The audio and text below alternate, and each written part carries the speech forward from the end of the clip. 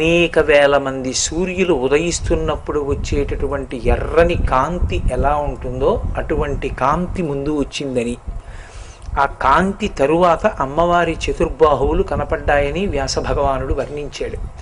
కానీ యథార్థమునకు చిదగ్నికుండ సంభూత అయినటువంటి లలితాదేవి యొక్క స్వరూప ఆవిష్కారమునందు అలా కనపడే అవకాశం ఉండదు. ఎందుకంటే కేశాది పాదపర్యంతం కాబట్టి వర్ణనం మొట్టమొదట కబరీబంధం కనపడాలి, అథవా కిరీటం కనపడాలి. అయితే ఆయన కిరీటాన్ని మొదట చెప్పలేదు, కబరీబంధాన్ని చెప్పలేదు. చెప్పకుండా ముందు చతుర్బాహువులు చెప్పే ముందు ఎర్రటి కాంతి చెప్పారు. ఎర్రటి కాంతి వచ్చింది, అది కూడా అనేక కోట్ల సూర్యులు ఏకకాలమునందు ఉదయిస్తే ఉండేటటువంటి కాంతి. ఆ ఎర్రటి కాంతి మార్పునకు సంకేతం. అందుకే సంధ్య అని ఒక మాట అంటాం, ప్రదోషము అని ఒక మాట. ప్రదోష వేళ అన్న మాటకు అర్థం ఏంటంటే దోషము అంటే సంస్కృతంలో చీకటి అని అర్థం. కాబట్టి చీకటికి చీకటి పడడానికి ముందు ఉన్న కాలం అంటే పగటి వేళ పూర్తవుతున్న కాలం, చీకటి ప్రారంభమవుతున్న కాలం. ఈ రెండు కాలాలకి మధ్యలో ఉన్న కాలం సంధ్యాకాలం. ఈ సంధ్య ఎర్రటి కాంతితో ఉంటుంది. ఆ ఎర్రటి కాంతితో ఉండేటటువంటి సంధ్య మార్పునకు గుర్తు. పగటి వేళ అయిపోతోంది, చీకటి వేళ ప్రారంభమవుతోంది. మళ్ళీ ఉదయకాలమునందు సంధ్య ఉంటుంది, అప్పుడు మళ్ళీ ఎర్రటి కాంతి.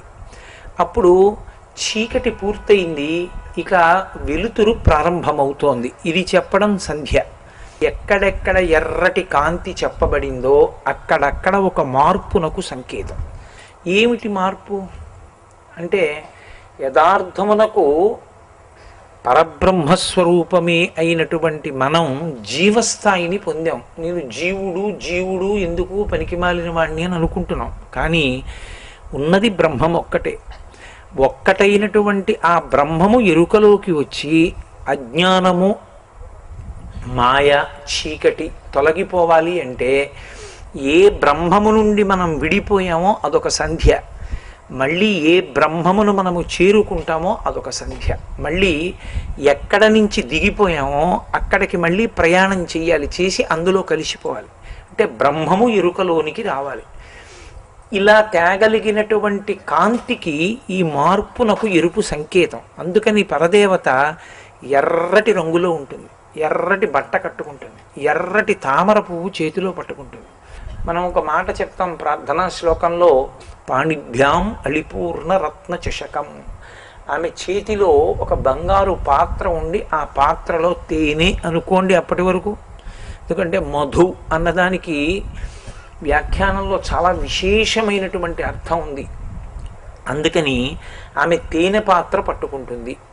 ఇప్పుడు ఆ తేనె పాత్ర పట్టుకుని చేతిలో, ఇంకొక చేతిలో, కుడి చేతిలో రక్తోత్పలం బిభ్రతీం, ఎర్రని కలువ కిందకి వాలి ఉండేటట్టుగా పట్టుకుంటుంది. ఇప్పుడు ఈ తేనె కోసాన్ని తుమ్మెదలు తిరుగుతుంటాయి. ఎవరు ఇంద్రియ లౌల్యమునకు గురైపోతారో వాళ్ళని అమ్మవారు ఎప్పటికీ బ్రహ్మము తెలియకుండా చేస్తుంది, మాయ కప్పుతుంది.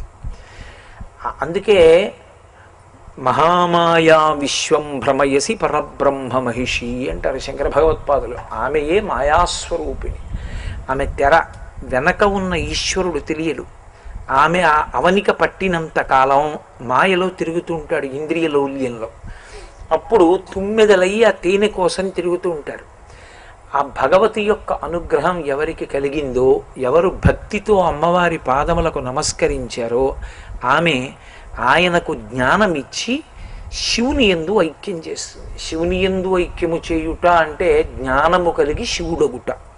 అందుకే శివుడు అష్టమూర్తి తత్వంలో ఉంటే ఒక శివలింగం పశుపతినాథ్ యజమానలింగము అంటారు. కాఠ్మండూలో యజమానలింగం అంటే లోపల ఉన్న జీవుడు కూడా ఈశ్వరుడే. ఆ జీవ బ్రహ్మైక్య సిద్ధి కలగడానికి అనుగ్రహించేటటువంటి మహామాయాస్వరూపిణియే అమ్మవారు. కాబట్టి శ్రీసరణి, శ్రీసరణి అంటే ఏది మీలో నాలో ఉండేటటువంటి కల్మషములను పోగొట్టి మాయని పోగొడుతుందో, ఏ అనుగ్రహ కాంతుల యందు మనం తడిసిపోతే, మనం కూడా ఆ ఎరుపులో కప్పబడితే, మనం కూడా ఎర్రగా అయిపోతే అప్పుడు అమ్మవారి అనుగ్రహం కలిగిందని గుర్తు. అందుకే ధ్యానంలో అత్యుత్కృష్టమైనటువంటి ధ్యానముగా చెప్పబడినది ఏది అంటే ఒకటి, దానికి గురుముఖత నేర్చుకోవాలి. రెండు, గురువుగారి దగ్గరుండి దాని గురించి నేర్పాలి. దాని గురించి కొంత సాధన అవసరం అవుతుంది. ఆ ఎర్రటి కాంతిలో తడిసిపోతున్నట్టుగా, ఎర్రటి కాంతి మీద పడుతున్నప్పుడు తాను ఎర్రటి కాంతిలో మునిగిపోతున్నట్లుగా ధ్యానం చెయ్యగలిగితే, కానీ మళ్ళీ చెప్తున్నాను, అది గురుముఖత నేర్చుకోవలసిన విషయం. అలా ధ్యానం చెయ్యడం అలవాటైతే మాత్రం వాళ్ళకి పరదేవతానుగ్రహం కలుగుతుంది. పరదేవతానుగ్రహం కలిగినటువంటి ఉత్తర క్షణంలో మొట్టమొదట ఆమె తల కనపడదు. చతుర్బాహు సమన్విత. మనం అందరం కూడా లోకంలో ఉండేటటువంటి అనేక వస్తువుల మీద అనురాగపాశములు పెట్టుకుని ఉంటాం. వచ్చిన పెద్ద చిక్కంతా ఎక్కడొస్తుందంటే, జీవుడు ఈ శరీరంలోంచి కానీ ఉత్క్రమణం పొందాడో, ఇందులోంచి బయటికి వెళ్ళాడో, ఎన్ని సంబంధములు మీరు పెట్టుకున్నారో అన్ని సంబంధములు ఆగిపోతాయి. అన్నీ ఆగిపోతాయి. దీనికి ఒక భార్య ఆగిపోతుంది. ఇక జీవుడు భార్య కాడు, ఎవరికి భర్త కాడు, ఎవరికీ తండ్రి కాడు, ఎవరికీ గురువు కాడు, ఎవరికీ అన్న కాడు, ఎవరికీ తమ్ముడు కాడు, ఎవరికీ యజమాని కాడు. ఏ ఆస్తికి అతను యజమాని కాలేడు. అతను శరీరం నుంచి విడివడగానే పెట్టుకున్న సంబంధములన్నీ కూడా తెగిపోతాయి. అది ఆపలేని పరిణామం. శరీరంలోంచి వెళ్ళిపోతాడు జీవుడు ఒకనాడు. అప్పుడు ఈ అనుబంధాలన్నీ ఏమయ్యాయి? ఎందుకు పనికి రాకుండా అయిపోతాయి. దీన్ని వాడుకోవడం వచ్చిందనుకోండి, దాన్నే పరమహంస అంటారు. చేతికి నూనె రాసుకుని పనసకాయ కొట్టడం వచ్చిన వాడికి ఎలా అయితే జిగురంటుకోదో, అలా సంసారమునందుండి సంసారమునందు ఉండేటటువంటి అనుబంధములను ఈశ్వరుణ్ణి చేరుకోవడానికి ప్రస్థానముగా ఉపయోగించుకోవడం అలవాటైతే దానివల్ల దోషం రాదు. కాబట్టి యజ్ఞాధికారము, ఆ యజ్ఞము యాగము భగవంతుని చేరేటటువంటి ప్రక్రియ, వీటి యందు అనుబంధములను ఏర్పాటు చేసుకున్న వాటిని మీరు సక్రమంగా వినియోగించుకోగలిగితే అవి ప్రతిబంధకములు కావు, అభ్యున్నతికి హేతువులు. అవి వృద్ధికి కారకం అవుతాయి, జీవుడు ఈశ్వరుణ్ణి చేరడానికి కారణం అవుతాయి. కాళిదాసు మహాకవి, ఆయనకి కనపడింది కూడా చతుర్బాహు సమన్విత అయిన పరదేవతే కనపడింది. చతుర్భుజే చంద్రకళావతంసే కుచోన్నతే కుంకుమ రాగశోణి పుండ్రేక్షు పాశాంకుశ పుష్పబాణహస్తే నమస్తే జగదేక మాతః. అంటే ఎవరెవరు పరదేవతానుగ్రహాన్ని పొంది భగవంతుడి వైపుకు మారారో వాళ్ళందరూ పరదేవత యొక్క అనుగ్రహం చేతనే అలా కాగలిగారు. అందుకే కాళిదాస మహాకవి మొట్టమొదటి శ్లోకం అదే. కాబట్టి ఆ తల్లి పరమేశ్వరుడి వైపుకి తిప్పుతుంది. ఆ తిప్పడం ఉడుపు అంతే. ఆ బంధాలు అలాగే ఉంటాయండి, అనుబంధం అలాగే ఉంటుంది, భార్య అలాగే ఉంటుంది. చేతనైన వాడికి చేత కానివాడికి భార్యాస్థానం అంతే. కానీ ఉపయోగించుకున్నవాడు అభ్యున్నతిని పొందుతాడు, ఉపయోగించుకోలేనివాడు పతనమైపోతాడు. ఎవరి ఆశ్రమ ధర్మం వాళ్ళు నెరవేర్చాలి. ఆ ధర్మమే ఈశ్వర భక్తికి మోక్షానికి కారణమవుతుంది. ఈ మార్పు తెలియడం, నాలుగు బాహువులలో ఉండేటటువంటి ఆయుధ విశేషములు తెలియడం, ఆ తత్వం తెలియడం, కోపం మీద కోపం రావడం, అన్ని బంధముల మీద భక్తి బంధం పడ్డం, చెరుకులో తీపి పువ్వులలో తీపి, ఈ రెండిటిలోంచి ఒలుకుతున్న తేనె విషయ సుఖముల మీద కాకుండా అది భక్తితో పరమేశ్వరార్పణంగా అనుభవించగలిగిన లక్షణం ఏర్పడ్డం. ఎలా ఉంటుందండి అని మీరు నన్ను అడగచ్చు. ఒకడు ఒక రామచిలకని చూశాడు. చూసి అబ్బాయి చిలక ఎంత బాగుందో, దీన్ని తీసుకొచ్చి పంజరంలో పెట్టి నాదిగా అనుభవించాలన్నాడు. ఇంకొకడు అన్నాడు, అంత ఆకుపచ్చటి రంగు అలది, ఎర్రటి ముక్కు పెట్టి పండు తినేటప్పుడు అంత అందంగా కురికి తినేటట్టుగా ఇలా అంటుందంతే, ముక్క కింది ఆ నోటి యొక్క ఆ కింది చంపుటంలోకి వెళ్ళిపోతుంది. అంత అందంగా ఇలా అంటే చాలు, కొరకగలిగిన నైపుణ్యం పెట్టి ఎగిరినప్పుడు చిన్న అరుచుకుంటూ వెళ్ళిపోతుంది అలా వేగంగా. అలా వెళ్ళిపోయేటట్టు నిర్మించిన ఈశ్వరుడు ఎంతటి ప్రజ్ఞాశాలి. గోరింక అలా ఎగరదు, చిలక అలా ఎగురుతుంది. ఏమి ప్రజ్ఞ, ఏమి శిల్పి అన్నాడు ఒకడు. ఇద్దరూ ప్రకృతినే పరిశీలనం చేశారు. ఒకడు అది తన భోగమునకు కావాలన్నాడు, ఒకడు దాని యందు ఈశ్వర విభూతి దర్శనం చేశాడు. ఒకడు అభ్యున్నతిని పొందుతున్నాడు, ఒకడు పతనం అవుతున్నాడు. దృష్టికోణం వెనక ఏ భావన ఉన్నది ప్రధానం, చూడడం ప్రధానం కాదు. దేవాలయానికి వెళ్ళి ఈశ్వరుణ్ణి అందరూ చూస్తారు, ఈశ్వరుడు ఎంతమందిని చూశాడన్నది ప్రధానం. ఈశ్వరుడు నిన్ను చూడాలని తహతహలాడుతున్నాడా? వాడు వస్తున్నాడు రా అని ఈశ్వరుడు బాగా కళ్ళు విప్పి వచ్చేస్తున్నాడే, లక్ష్మి అటు ఇటు చూడకు, చూడు చూడు చూడు వచ్చేస్తున్నాడు వాడు అని ఆయన అన్నాడా? అలా ఎప్పుడంటాడు? నీకు ఆ పరిశీలన ఉండి ప్రకృతి యందు నువ్వు ఈశ్వర విభూతి దర్శనం చేయడం నీకు అలవాటైతే నువ్వు ఋషివి. అప్పుడు నీ ఆగమనానికి ఈశ్వరుడు పొంగిపోతాడు, పరవశించిపోతాడు. అలా బ్రతకడం రావడం అంటే భావన శుద్ధి పొందడం. అదే పువ్వులో ఉన్న తేనె, చెరుకులో ఉన్న తేనె విషయం వైపుకి ఒలకకుండా భగవంతుడి వైపుకి ఒలకడం. ఇద్దరూ ఆ తేనె తాగారు, ఒకడు విషయ సుఖంగా తాగాడు, ఒకడు భగవంతుని యొక్క పాదముల నుండి స్రవించేటటువంటి మకరందంగా తాగాడు. అందుకే ప్రహ్లాదుడు అంటాడు, అంబుజోదర దివ్య పాదార వింద చింతనామృతపాన విశేషమప్త చిత్తమీరీతి ఇతర విషయంబు చేరనేర్చు వినుత గుణశీల మాటలు వేయునేలా అంటాడు. ఆయనకి భగవత్ సంబంధంతో విశ్వం, భోగ సంబంధంతో విశ్వం హిరణ్యకశిపుడు. అంతే తేడా, ఇద్దరికీ తేడా అక్కడే వచ్చింది. అసలు ఆ భావన రానంత కాలం మీరు ఏ చిలక పలుకులు పలకండి, మీరు ఏం చెయ్యండి, అవన్నీ ఒక స్థాయిలో ఉన్నటువంటి విషయాలు. అసలు ఆ భావన యందు మార్పు రావాలి. అసలు ఆ విషయాన్ని సమన్వయం చేసుకునేటటువంటి రీతిలో అది మనసు మీద ప్రభావం చూపించాలి, మనసు లొంగాలి. అది లొంగిందనుకోండి, అది మీరు ఇచ్చిన ఆదేశాలకి అనుగుణంగా ఎప్పుడూ పవిత్ర భావనలే చేయడానికి అది అలవాటు పడిపోయిందనుకోండి, అపవిత్ర విషయ స్పర్శని తిరస్కరించడం దానికి అలవాటు అయిందనుకోండి, అది అందులో అభినందించగలిగిన తత్వం దానికి పోయిందనుకోండి. ఎందుకు అభినందించాడంటే అందంగా లేదని అభినందించడం కాదు ఆయనకి కావలసింది. ఆయనకి కావలసింది భగవత్ స్పర్శ. అది లేకపోతే ఆయన అభినందించలేడు. Peaceful gated community project for senior citizen living, Brindavanam Advaita, Telaprolu, Vijayawada. భగవత్ స్పర్శ ఉంది, ఆయన అభినందిస్తాడు. ఇది ఋషితత్వము అంటారు. ఆ తత్వం అలవాటైంది, ఈశ్వరుడు పొంగిపోతాడు. అది నీకు రాలేదు, ఈశ్వరుడు అసహ్యించుకుంటాడు. ఇది అమ్మవారి యొక్క చేతులను చూసిన తరువాత, ఆయుధములను చూసిన తరువాత వచ్చిన మార్పు. అందుకని మళ్ళీ ఎరుపు రావాలి.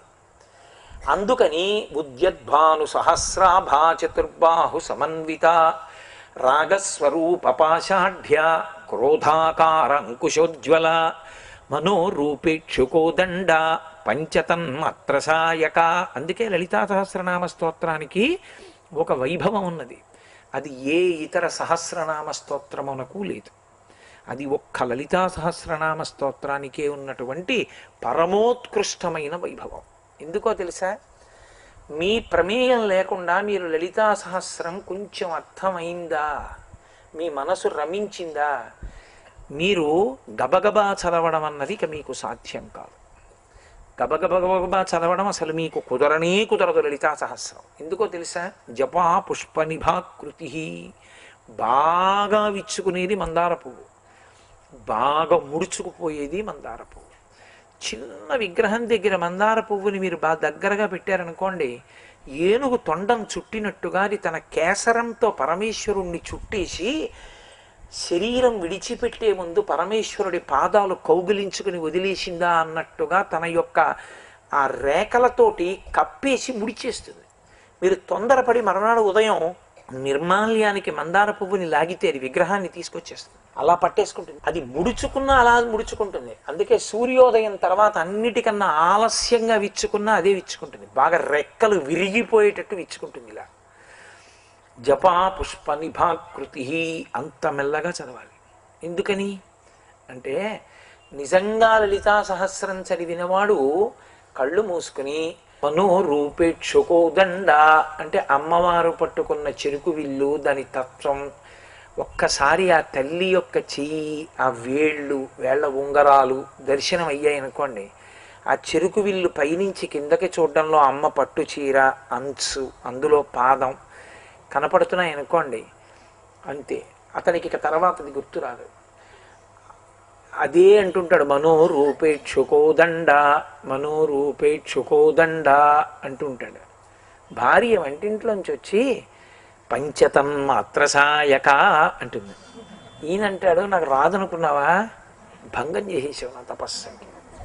అంటే లలితా సహస్రము ధ్యానయోగము మీ ప్రమేయం లేకుండా భగవతి దర్శనం వైపుకి నడిపించేస్తుంది. అందుకే లలితా సహస్రాన్ని వ్యాసుడు ఇవ్వలేదు. అమ్మవారు లోకాన్ని కటాక్షించాలనుకుంది, ఎవరు చెప్పగలరది? అందుకని వాగ్దేవీ స్వరూపములైన వసిన్యాది దేవతల్ని పిలిచింది. పిలిచి, నేను మీకు శక్తినిస్తున్నాను, ఆవిడ శక్తి ఇవ్వనిదే, ఆవిడ అనుగ్రహించనిదే ఆవిడ గురించి పలకలేరు మీరు. ఎందుకో తెలుసా? భావతరంగములు కానీ వాక్కు కానీ పరా పశ్యంతి మధ్యమా వైఖరి అవన్నీ ఆవిడ స్వరూపాలు. ఆవిడ గురించి పలకాలంటే ఆ భక్తి ఉంటే తప్ప ఆవిడ పలకనివ్వదు. ఆవిడ లోపల ప్రచోదనానికి నిలబడదు. అప్పుడు ఆ ప్రసంగం పేలవం అవుతుంది. ఎందుకంటే దానికి కూర్పు ఉండదు, దాని యందు సారమును ఆవిష్కరించలేడు. అది కేవలం భగవతి యొక్క కృపచేత మాత్రమే చెయ్యగలం. అదే కాదు, ఏదైనా ఆకలి వెయ్యాలంటే ఆ తల్లి అనుగ్రహం. యాదేవీ సర్వభూతేషు క్షుధారూపేణ సంస్థిత నమస్తస్యై నమస్తస్యై నమస్తస్యై నమో నమః. లలితా సహస్రం చదివేటప్పుడు మెల్లగా చదివితే అమ్మవారి యొక్క అనుగ్రహ కాంతులు మీ మీద పడతాయి. అలా వచ్చిన వాడెవరో, వాడు చతుర్బాహు సమన్విత, ఇవన్నీ చూస్తే మనోరూపేక్షుకోదండ పంచతన్మాత్ర సాయక, తర్వాత మళ్ళీ వెంటనే ఏం చెప్పాలి? అసలు నిజానికి తల దగ్గరికి వెళ్ళాలి.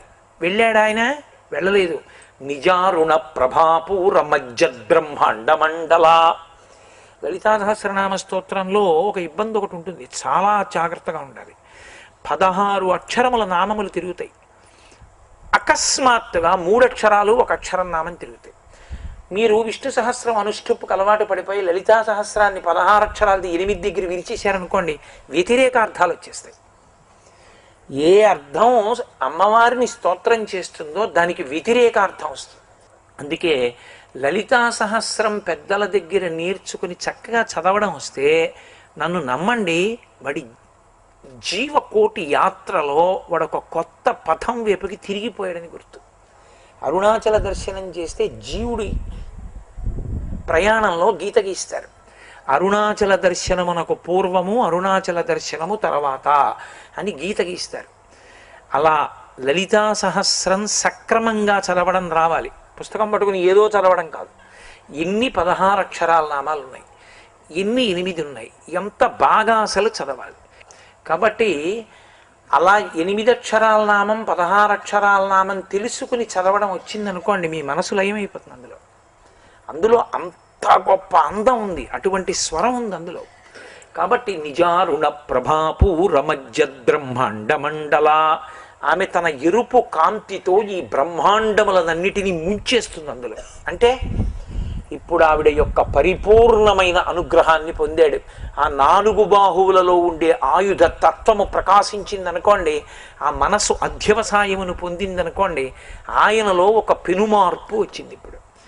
ఇప్పుడు ఆ పెనుమార్పు దేనికి దారి తీస్తుంది అంటే, ఆయన మళ్ళీ పుట్టవలసినటువంటి శరీరముల యొక్క సంఖ్య కొన్ని కోట్లకు ఉంటుంది. ఎందుకంటే మనం సంచితము అని ఉంటుంది. చేసిన పాపపుణ్యములు పర్వతాల్లా పడిపోయి ఉంటాయి.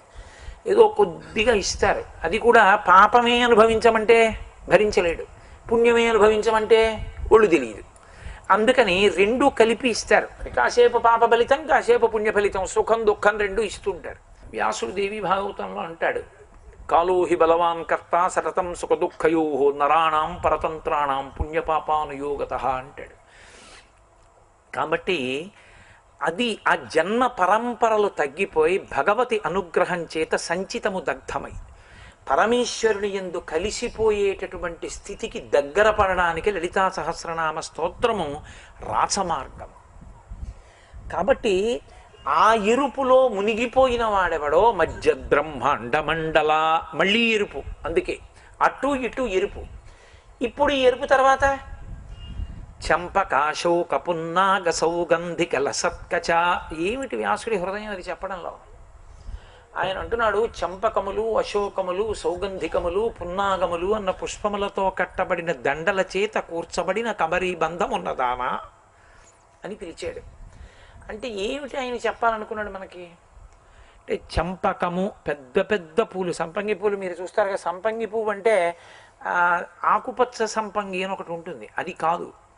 ఆకుపచ్చ సంపంగి ఎందు మకరందం లేదు. సింహాచల సంపంగి అంటారు, కొంచెం కాషాయ వర్ణంలో ఉంటుంది, చాలా గొప్పగా ఉంటుంది. అది పూజ చేసి తలుపులేసి మర్నాడు తలుపులు తీస్తే గొప్ప గుబాళింపు ఉంటుంది పూజా మందిరం అంతా. అటువంటి ఆ సంపంగి పువ్వు పెద్ద పువ్వు, దాన్ని బాగా దగ్గరగా పెట్టి దండ కట్టారనుకోండి, అంటే మామూలుగా కాదు, చాలా గుత్తిగా దండ కట్టారనుకోండి, అది ఇంత లావు దండ వస్తుంది. అలాగే సౌగంధికా పుష్పములు అని ఉంటాయి, ఆ సౌగంధికా పుష్పముల యొక్క దండ, అలాగే పున్నాగ పూల దండ, ఇవన్నీ ఆవిడ కబరీబంధంలో పెట్టుకుంటుంది. చిన్న కబరీబంధం అనుకోండి, అందులో ఏదో ఇంత జాజి పూల మొక్క పెట్టుకోగలరు, కానీ చామంతి పూల దండ ఇచ్చి పెట్టుకోండి అంటే ఏం పెట్టుకుంటారు? కుదిరే విషయం కాదు. అమ్మవారి కబరీబంధంలో అంతలావుగా ఉండేటటువంటి పెద్ద పెద్ద పూలదండలు పట్టాయి. అంటే ఎంత పెద్దదై ఉండాలి ఆవిడ కబరీబంధం? చాలా పెద్దదై ఉండాలి. ఎంత పెద్దదై ఉండొచ్చు? దర్శనం అన్న మాటకు అర్థం అది. పోతన గారు అనుభవించారు. గజేంద్ర మోక్ష సన్నివేశంలో లక్ష్మీదేవి వెళుతూ ఉంటుంది. తత్వం తెలియని వాడికి లక్ష్మి వేరు, లలిత వేరు, కానీ తత్వం తెలిసిన వాడికి ఒకటే స్వరూపం. సీతమ్మోటి లలితోటి, లక్ష్మోటి లలితోటి అలా ఏమి ఉండవు, ఉన్నది ఒక్క పరదేవతా స్వరూపమే. ఆవిడే అనేక రూపాలు ఎత్తుతుంది. గిర్దేవతేతి గరుడధ్వజ సుందరీతి శాకాంబరీతి శశిశేఖర వల్లభేతి సృష్టి స్థితి ప్రళయకేలుష సంస్థితాయి తస్మై నమస్త్రిభువనైక గురుస్తరుణ్యై అన్నారు శంకర భగవత్పాదుల మొట్టమొదటి స్తోత్రం లక్ష్మీదేవి మీదే. కనకధార కనపడలా, పరదేవత అనుగ్రహించి స్వర్ణ ఉసిరికలు కురిపించింది. స్వర్ణతుమనాయ్ అని ఇప్పటికీ ఉంది కేరళ రాష్ట్రం. కాబట్టి ఉన్నది ఒక్కటే స్వరూపం, ఆ స్వరూపమే అనేక రూపములను పొందుతూ ఉంటుంది. మీకు ఏది అనుగ్రహించాలన్న దాన్ని బట్టి ఆ రూపాన్ని పొందుతుంది. మీకు సరస్వతీ కటాక్షం ఇవ్వాలి, తెల్లటి బట్ట కట్టుకుంటాం. మీకు ఐశ్వర్యం కావాలి, పచ్చటి బట్ట కట్టుకుంటాం. మీకు బుద్ధి శక్తి కావాలి, ఎర్రటి బట్ట కట్టుకుంటాం. బట్ట మారింది, తత్వం ఒక్కటే. మీరేమడిగారో దాన్ని బట్టి ఆ రూపంగా మీకు ప్రకాశిస్తుంది. అందుకే లక్ష్మీ స్వరూపంలో, వేదం కీర్తించిన లక్ష్మీ స్వరూపాల్లో ఒకటేమిటో తెలుసు అసలు? సరస్వతి. ఆవిడ లేనిదే లక్ష్మీ కటాక్షం మీకు భయహేతువై కూర్చుంటుంది. సరస్వతీ కటాక్షం లేని లక్ష్మీ కటాక్షం ఏమీ సుఖం ఇవ్వదు. బోలెడు ఐశ్వర్యం ఉంది, అక్షరం ముక్క రాదు, ధైర్యంగా ఉండమనండి. ఒక్క క్షణం నిద్రపోలేడు. వేలిముద్ర వేస్తాడు కానీ భయం, ఎందుకు వేయించాడో తెలియదు. డబ్బట్టుకొచ్చి ఇస్తారు, ఎంత వచ్చిందో ఎంత ఇచ్చాడో తెలియదు, లెక్క పెట్టుకోవడం రాదు. సరస్వతి యొక్క అనుగ్రహము లేని లక్ష్మీ అనుగ్రహము భయహేతువు. అందుకే లక్ష్మీ స్వరూపాలలో సరస్వతి ఒకటిగా చేరింది లక్ష్మి. అంటే మీరు శ్రీ సూక్తం వేదాంతర్గతం, శ్రీ సూక్తంలో ఏం చెప్పారు? అందులో అమ్మవారిని కీర్తన చేస్తూ చిట్ట చివరికి వచ్చేటప్పటికి శుద్ధలక్ష్మీర్ మోక్షలక్ష్మీర్ జయలక్ష్మీ సరస్వతి శ్రీర్లక్ష్మీ వరలక్ష్మీశ్చ ప్రసన్నా మమ సర్వదా వరాంకుశౌపాశమభీతి ముద్రాం కరైర్వహంతీం కమలాసనస్తాం బాలార్కకోటి ప్రతిభాం త్రినేత్రాం భజేహమంబాం జగదీశ్వరీం తాం. నేను మీరు పెట్టింది కాదు, సూక్తం వేదాంతర్గతం. దానికన్నా నువ్వు నేను చెప్పడానికి అధికారులం కాదు, అది లక్ష్మీ స్వరూపం గురించి చెప్పింది, అది సత్యం. కాబట్టి సరస్వతి లక్ష్మీ స్వరూపమునందు అంతర్భాగం, అంతేగాని సరస్వతి వేరండి లక్ష్మీ వేరండి అంటే అది అర్థం లేని ప్రతిపాదన. అవన్నీ ఒకటే స్వరూపాలు అవుతాయి. కాబట్టి ఆ తల్లి అనుగ్రహం కలిగితే కబరీబంధ వైభవం అర్థమవుతుంది.